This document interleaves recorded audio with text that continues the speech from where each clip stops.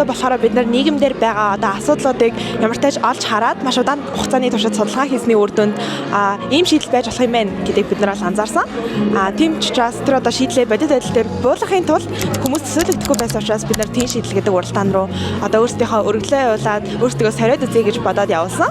Харин сая одоо яг өөрсдийнхөө өгсөн санхүүжилтийг авсан байна. Тэгээд маш олон хүмүүсийн асуудлыг шийднэ гэхээр одоо санаа бодит болгоно гэхээр маш тогтолж байна.